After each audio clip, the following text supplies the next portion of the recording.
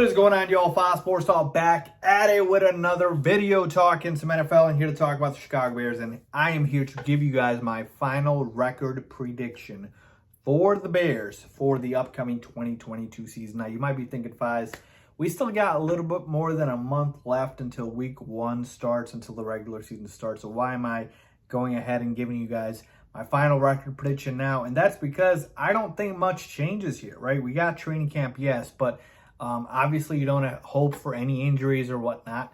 But I don't expect anything to change here at this point in terms of any additions that will be made. It will be probably minimal.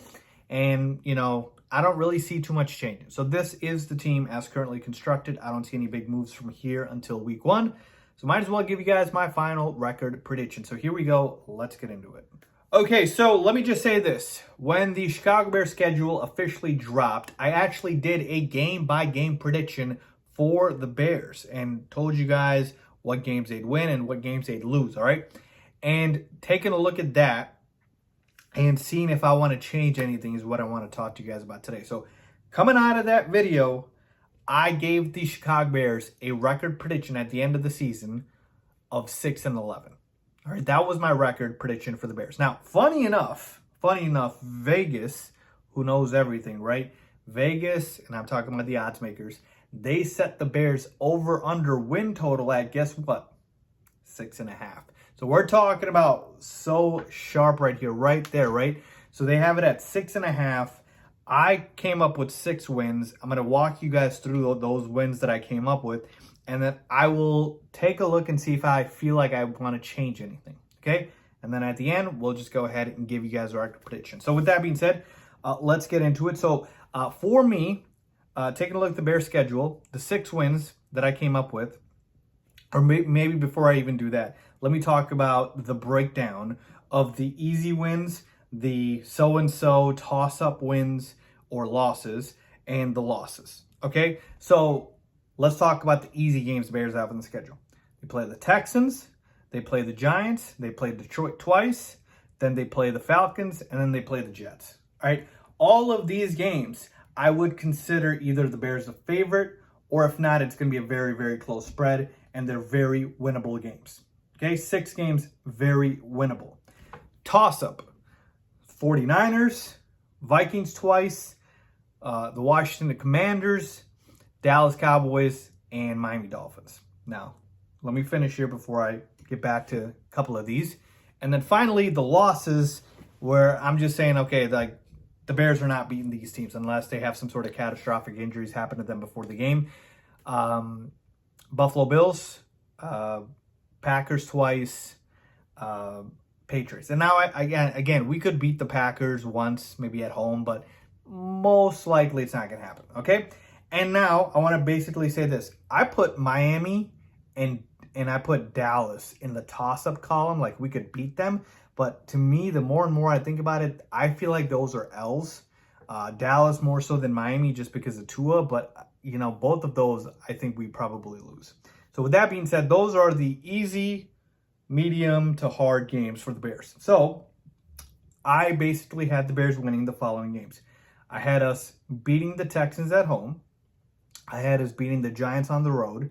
I had us beating Detroit at least one time, the home game.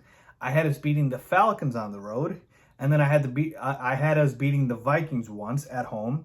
And I had us beating the Washington Commanders at home. So those are, count them up, 6 wins for the Bears. So do I feel like changing anything? Well, here's the thing, all right? The winnable games that I'm talking about here, I still had them losing to the Lions one time. Here's the thing about the Detroit Lions. They are on the upswing, all right? No matter what you think of the Lions, you cannot deny the fact that they improved this offseason with the addition of Aiden Hutchinson, who they drafted. They also got DJ Chark. Like, this team improved. Jameson Williams, like, this team improved. And so you take that in addition to the culture fit with, obviously, their head coach, Dan Campbell, and I just feel like this team has a chance to grow and get better. So I think we could lose to Detroit in Detroit. Like, these are not the easy gimme games that we had before with the Lions. So it's like, oh, Lions are on schedule, chalk it up to 2 W's. That's all I'm trying to tell you, okay? Then I also didn't have us beating the Jets. And you might be thinking, Faiz, really the Jets? Well, the Jets improved a lot in the offseason, people. They added a lot of quality pieces in the draft and also in free agency. And they've just been building because they've got that continuity. The Bears don't. The Bears are going into year 1 with their new regime and head coach. The Jets are going into year 2 with their regime and head coach, and the regime and head coach that drafted Zach Wilson.